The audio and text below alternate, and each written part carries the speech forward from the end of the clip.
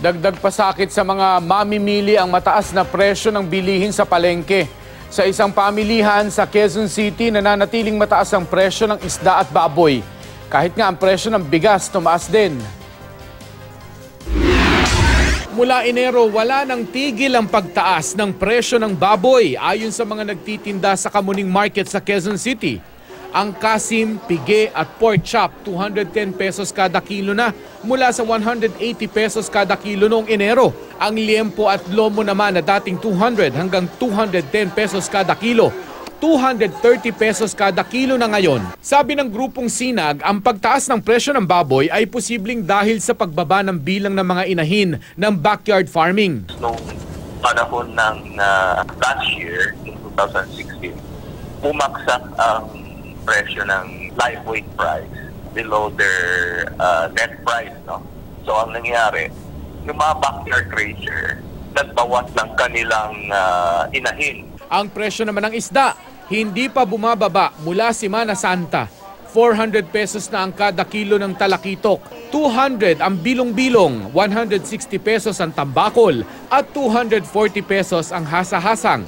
Ang medium size na manghipon, 500 pesos kada kilo. Nangangamba naman ng National Economic and Development Authority na tumaas ang presyo ng bigas kung ititigil ng Department of Agriculture ang pag-angkat ng bigas sa panahon ng ani. We don't have the capacity to produce enough rice.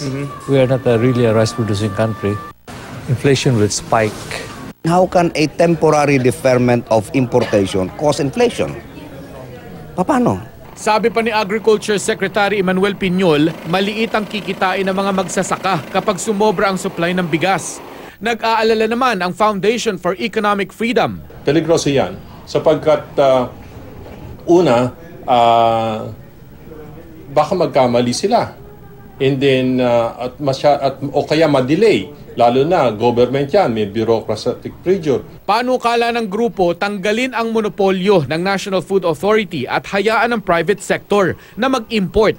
Sabi ng isang grupo ng mga mangangalakal, wala namang calamities ngayon, walang bagyo. So, sa tingin ko, maganda ani ngayon. So, from Region 1, 2, and 3. Pero sabi ng isang tindera sa Kamuning Market, nagmahal ng 50 hanggang 80 pesos ang kada sako ng bigas o 2 piso para sa kada kilo. Yung mga supplier din nila ayaw magbigay ng nung dating presyo nila. Talagang tinataas nila. Parang tinatago nila. Hindi raw muna siya bumili ng mga bagong ititinda at maghahanap pa ng bagong supplier.